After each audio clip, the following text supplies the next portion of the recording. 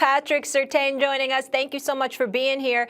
Arguably the best defensive player in this draft, right? Should be a top 10 pick. No, Max, though, this is what I want to focus on. It's actually the Cowboys where a lot of folks have him projected going. Our draft expert. Are you listening up, Stephen A? The Dallas Cowboys. Your father says it would be a perfect fit. Patrick, what would it mean to you to play for Stephen A's favorite team, America's team, the Dallas Cowboys? Well, first of all, I think it'll mean a lot just to get drafted by any team. But Dallas, I know, is a very high coaching pride city for the Cowboys. So, I just would take the opportunity and, be thankful for it. I am talking that right now to the best cornerback in the draft. There's no question about this, what this brother brings to the table. He's special. His father knows it. And I must say, facetiously, albeit, that I'm disappointed that your father would even think about contaminating his son by talking about you being a Cowboy. You don't deserve that. You didn't do anything to deserve that. You're a good guy, and you're a great player. The Cowboys don't deserve you. Having said all of that, could you put into your own words, what you believe you will bring to the table for any team that takes you on the NFL level? Yeah, I think ultimately a team getting an all-around competitor, an all-around great corner that's willing to tackle, that's willing to come, make plays, just come in ready to work with his head held down. I'm just ready for the opportunity that's at hand. I'm just ready to play for whatever team draft me, regardless. Of course, you guys are champs. Everywhere you look, there's a first-round pick, a high first-round pick, but you went against two guys at receiver in practice who are, who knows who's going to wind up the best receivers, so many of them, great ones, but DeVonta Smith and Jaylen Waddle. How could you describe the differences trying to cover each one of those guys? Yeah, so both of them, they got their own, unique type of play style. Smitty, he's an all-around great receiver. He runs great routes, very smart, got great hands. Waddle, he's a speedster, can beat you downfield deep, and he's also run great routes. So sort of like pick your poison, but, going against those guys every day in practice, it was fun. We compete at a high level every day, and, I'm going to miss that, just going against them and preparing for the game. But, they're all-around great receivers. I asked this question to your teammate, Najee Harris, yesterday, and I ask you the same question as well. Obviously, your talent is so great, you would have been who you are no matter what program you was a part of.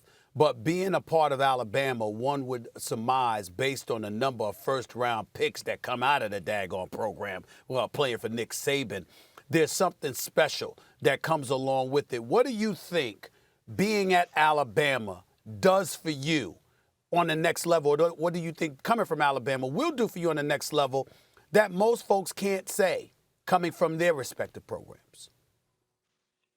Well, I think Alabama, shaped everybody up, for the next level because it's such like a professional-like atmosphere, being around a bunch of great guys, a bunch of great resources. And, I think ultimately, going through my 3 years, I can honestly say that, I've been through everything. I learned everything from the program. And, I think it just helped shape me for the next level. Honestly, just me going there as a freshman to now as a junior, I can ultimately say that, I progressed over the years, and, just building on the tremendous resources, my teammates, the coaches, the whole coaching staff. So, just going through there and understanding what the type of work ethic, the type of program that is ran there, I think will help me shape for the next level.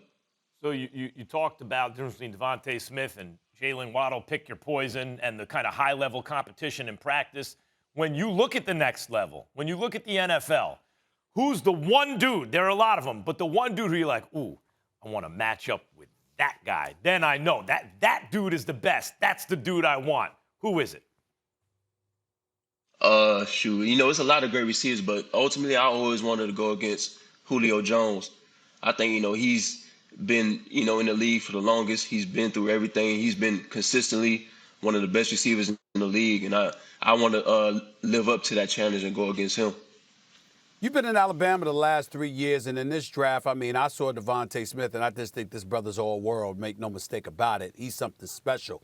But they've been talking about how this cat, Jamar Chase, out of LSU, will ultimately get selected ahead of him in all likelihood.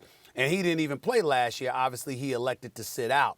As a guy that goes up against DeVonta in practice, as a guy that's going against Chase, I imagine him being out of LSU, because you've been at Alabama for the last 3 years. How do you see that? What do you think about people who believe that Chase should go ahead of DeVonta, even though DeVonta is your teammate, and obviously he just finished having the season that he had? Yeah, well, they both great players. They do what they do best at their respective colleges. They both had great careers, but ultimately, when it comes down to, a team got to pick whatever receiver they want. They both capable of changing the game off of their respective positions. So whatever team gets them, they're getting great players. So at the end of the day, it's just all in the hands of teams whatsoever.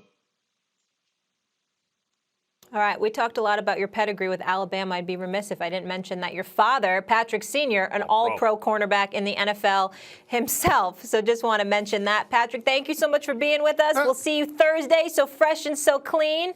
Enjoy the whole process. You want to jump in here, Stephen A? Yeah, I'm saying I love Pops, and I respect the hell out of him and what he did on the NFL level. I was fine with him until he started talking about how it would be great for his son to be a Cowboy. How could you do that? Why would you do that to your son? Why would you do that to him?